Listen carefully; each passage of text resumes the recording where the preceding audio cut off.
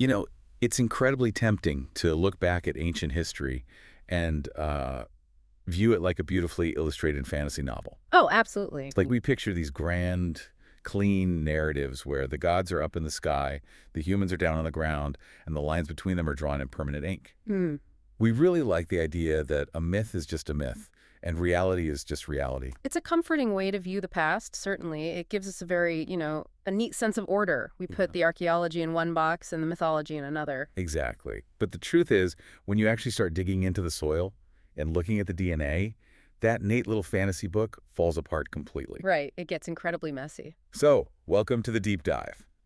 Our mission today is to pull back the curtain on the deep, tangled roots of Northern Europe and try to separate ancient myth from historical reality. Which is no small task. No, it's really not. Because what if the gods of Northern Europe weren't gods at all? We're going to explore a really provocative premise laid out by Christopher T. Knight in his book, The Quest for the Historical Odin. And to figure out if his theory actually holds water, we're going to cross-reference it with some serious science. We've got a rigorous 2010 genetic study on ancient Danish populations. Fascinating study, by the way. Yeah, it's amazing. Plus, we have some brilliant archaeological work by Olaf Sundqvist on ancient Scandinavian cultic buildings. And we're even bringing in the Roman historian Tacitus to understand the blind spots of history. It requires us to completely shift our perspective. To solve a mystery this old, you cannot rely on just one discipline. You have to synthesize the literature, the genetics, and the actual physical artifacts left in the dirt. Because it's so easy for you, the listener, to settle for the oversimplified myths, right? We've all seen the comic book movies. Of course. But today, we are going to use ancient mitochondrial DNA, buried longhouses, and critical inquiry to figure out exactly what was happening in Northern Europe during a time of massive, world-altering upheaval. And that upheaval really is the key to this entire puzzle. Without the chaos of that specific era, the myths as we know them just wouldn't exist. So let's start with that big, bold premise from Christopher T. Knight's book. The promotional material asks a question that frankly stops you in your tracks. It asks, what if the man behind the myth was real? It's a striking question. Right.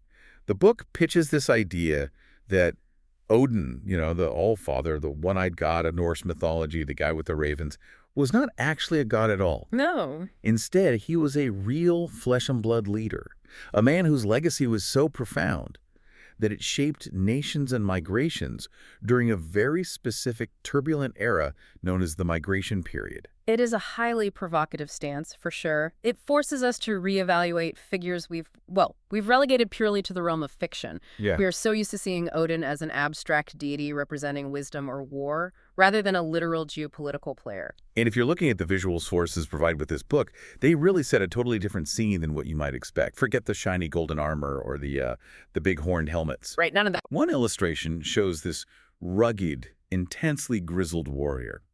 He's wearing a thick fur papaka-style hat, which gives him this distinct, almost steppe nomad look. Yes, very Eastern. He's dressed in heavy red and gold clothes, gripping a massive sword and a highly detailed shield, and he's standing near a menacing dragon standard. It's a very grounded image. It is. Another image just shows a line of riders, horses, crossing this vast, sweeping, cloudy steppe. It feels gritty and cold. So, okay, let's unpack this. Is it really possible that a literal god started out as just a warlord on horseback? Well, what's fascinating here is that there is actually a formal academic term for this exact phenomenon. It's called euhemerism. Euhemerism, okay. Right. It is the theoretical approach that mythological gods were originally human kings, heroes, or conquerors whose actual historical deeds became exaggerated over centuries. Wow, so there's a whole framework for this. Exactly. The idea is that ancient people didn't just invent gods out of thin air. They elevated their most impactful ancestors to divine status. It's basically the game of telephone. Right. But flayed over centuries. Yeah. That is an excellent analogy. Like a great general wins a pivotal battle, and 50 years later, the story being told around the fire is that he defeated 100 men by himself. 100 years later, he was commanding the wind. And 500 years later, he's literally throwing lightning or sacrificing his eye for cosmic wisdom. Yes, and crucially, it doesn't happen in a vacuum. If we look at Fact 04 from the book's promotional material, it highlights exactly why this specific time frame is so crucial. The migration age. Right. It states the migration age matters. We are talking about a historical window roughly spanning the twilight of the Roman Empire into the early Middle Ages. So things are falling apart. Completely. This wasn't just a time of borders shifting slightly. It was a time of intense war, massive population movement across the Eurasian continent, and the rise of completely new elites. Whole tribes were actively displacing other tribes. Whoa. This environment completely reshaped the demographic and political map of Northern Europe. So it's a period of total chaos and, frankly, existential dread for basically everyone living through it. Precisely. And think about the psychology of a population experiencing that level of instability. It is the perfect chaotic environment for a charismatic, ruthless leader to emerge. Because people need someone to save them. Exactly. When society is being violently upended, people cling to larger-than-life figures who offer protection and victory. And if that leader successfully guides a population across a continent to a new homeland, the gratitude and awe of his followers lay the foundation for a legend. A legend that just grows exponentially after his death. Yes. Okay, so I buy the psychology. It makes sense that a traumatized migrating people would mythologize their savior. But if the migration age was truly this era of massive continent-spanning movement, the kind of physical upheaval that could birth the legend of an Odin leading his people across the steppes, is there hard biological proof of this, or are we just guessing? Well, we don't have to guess. We can look at the data. Let's look at the bones. This is where we bring in the 2010 genetic study on ancient Nordic populations by Linnea Melchior and her team. And we should note that extracting and authenticating DNA from ancient remains is notoriously difficult. Contamination is a constant threat. Yeah, you sneeze on a bone, and suddenly the Viking is part podcaster. Exactly. Which makes the rigorous methodology of this specific study incredibly valuable for our investigation. Right, and what they pulled off is amazing. The researchers managed to successfully assign mitochondrial DNA haplotypes. Which, just as a quick refresher, is the genetic material you inherit strictly from your mother. Right, meaning it acts like an unbroken breadcrumb trail into the deep past. They retrieved this for 56 ancient individuals from 18 different archaeological locations across Denmark. A fantastic sample size for ancient remains. And the timeline is staggering. It spans from 7,000 years before present, back in the Mesolithic era, all the way up to AD 1450. We are talking about tracking a massive sweep of human history.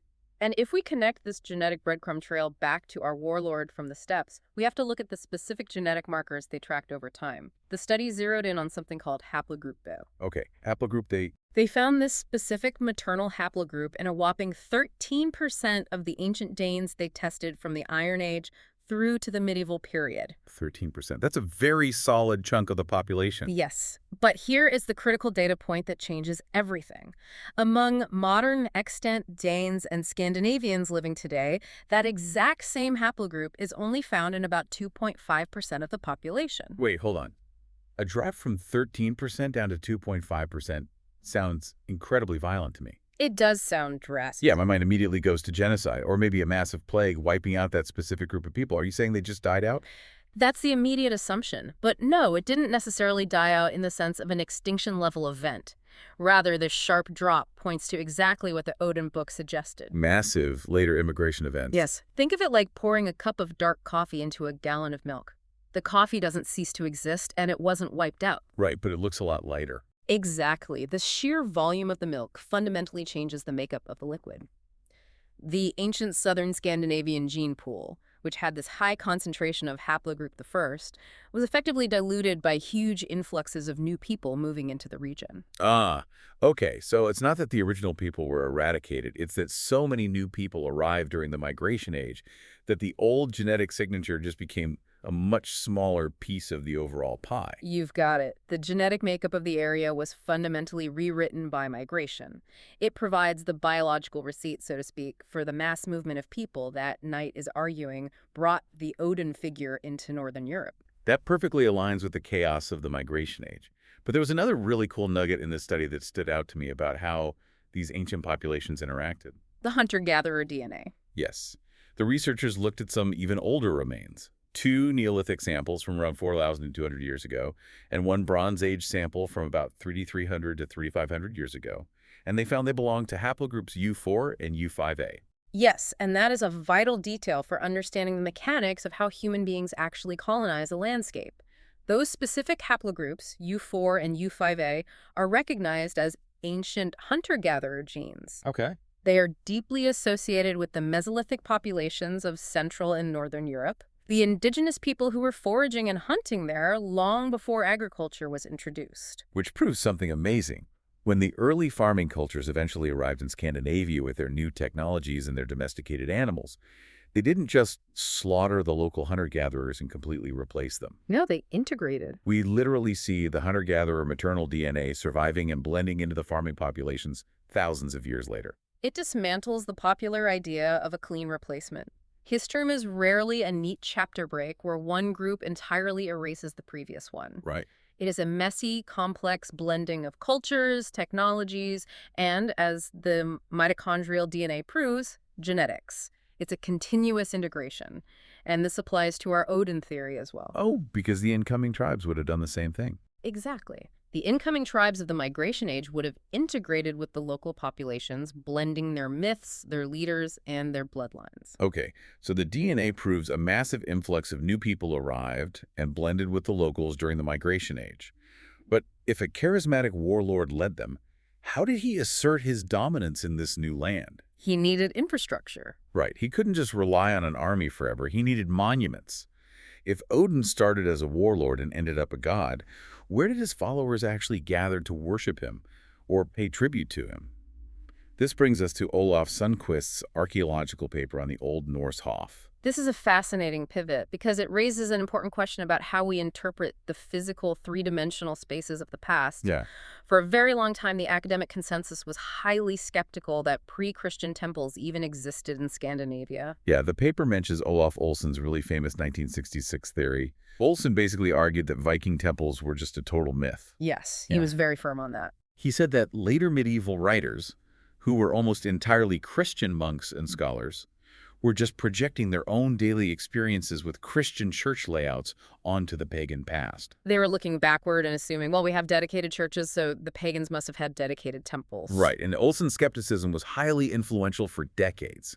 To be fair to him, it forced scholars to be much more rigorous and demand physical proof rather than just trusting the sagas. Absolutely. But modern archaeology, utilizing much better excavation techniques, ground-penetrating radar, and broader site analysis, is telling a profoundly different story today. The dirt doesn't lie. No, it doesn't. It turns out we actually see physical evidence for two very distinct types of buildings that served these communities and facilitated this myth-making. Let's break those down, starting with the big ones. First, we have the massive multifunctional halls. These were the epicenters of elite power.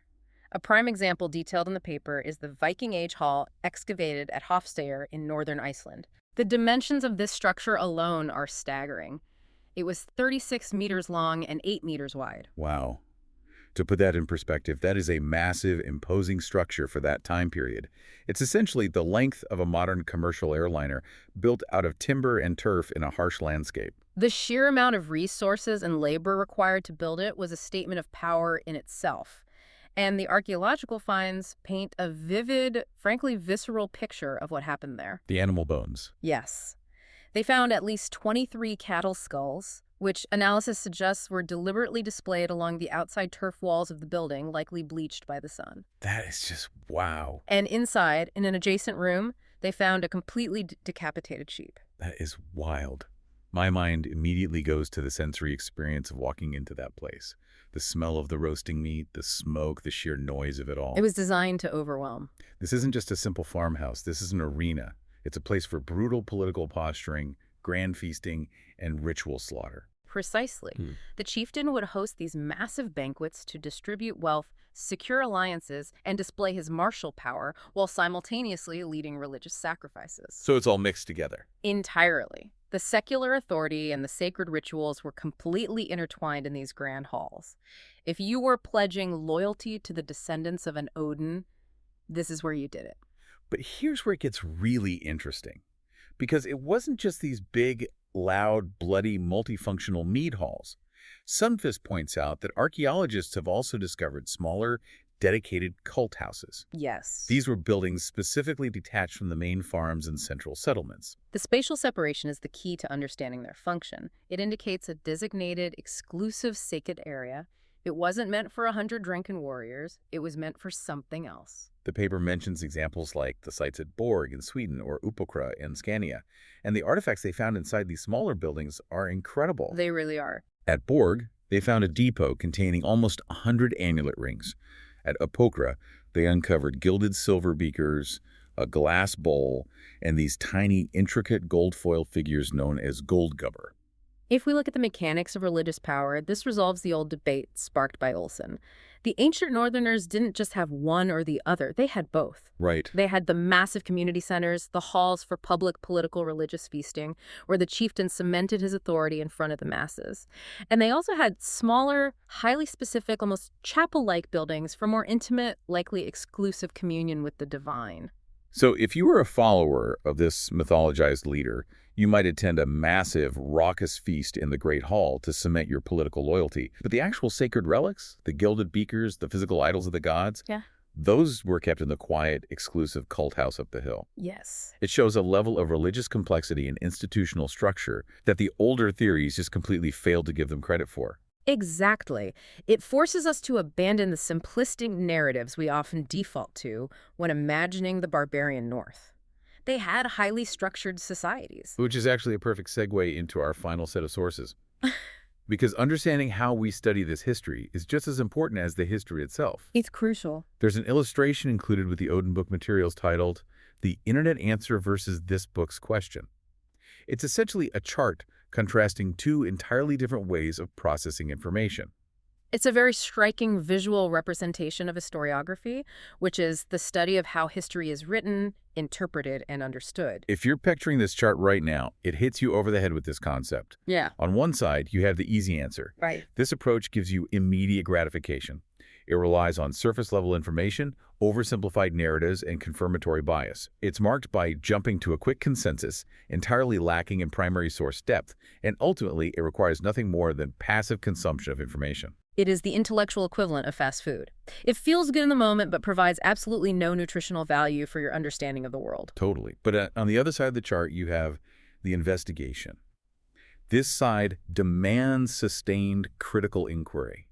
It requires nuanced historical context. Yes, and it welcomes complex counter-arguments. Exactly. It actually challenges your assumptions. It is built on deep primary source analysis. It considers differing historical perspectives, and it requires active, sometimes exhausting, critical engagement from the reader. And this framework is vital, especially when studying a region and an era that lacks a robust contemporary written record. We don't have diaries from the chieftains of the Migration Age. No. And this is exactly where the academic excerpts regarding the Roman historian Tacitus becomes so illustrative to our deep dive. Tacitus is one of the absolute heavyweights of classical history. If you want to know what Rome was doing, you read Tacitus. He is. And in his works, particularly the Historia and Annales, Tacitus wrote extensively about Rome's great eastern rival, the Parthian Empire. The classical historians of Greece and Rome obsessively documented the East. They documented the politics, the military campaigns, the leaders of the Parthians. Why? Because the Parthians were a direct, visible, organized threat. They had massive armies. They controlled vital trade routes, and they had gold. Rome cared about Parthia. They were practically writing books about them in real time. Precisely. But Northern Europe. During the exact same periods, the lands of the ancient Scandinavians were largely undocumented by those same contemporary writers. Right, they just didn't care. To the Romans, the deep north was just a hazy frontier of mud, trees, and barbarians. It wasn't an economic hub. So there was no Tacitus writing detailed chronological volumes about the daily political machinations of the ancient Danes or the chieftains of the Migration Age. And that historiographical blackout is exactly why we can't fall back on the left side of that chart. Because Tacitus wasn't looking north, because he wasn't writing down the biography of the historical Odin, we simply don't have the luxury of an easy answer. We really don't. That historical blackout is the exact fertile soil where a real warlord's history could be lost and completely replaced by the myth of a god. That is exactly the point. I want to emphasize this to you listening to us right now. Because the classical historians left us with a blank slate regarding the Deep North, We must rely on the investigation side of the chart. We cannot just read a single Roman text and know the truth. We have to synthesize entirely different fields of science to fill the void. We have to get our hands dirty. We have to literally dig up the post holes at Hostiyear to see how big the halls were and count the cattle skulls. Yes. We have to extract and analyze the mitochondrial DNA from ancient teeth just to trace how haplogroup I was diluted by mass migrations. We have to critically read the later Icelandic sagas, knowing full well they were written by Christian monks centuries later, but still searching between the lines for echoes of the real pre-Christian past. It is a multidisciplinary puzzle. Being well-informed means looking at the intersections. The truth about whether Odin was a real man isn't found in a single amulet ring or a single line of poetry. It is found in the synthesis of population genetics, architectural archaeology, and critical literary analysis. So let's look at the incredible journey we've just taken.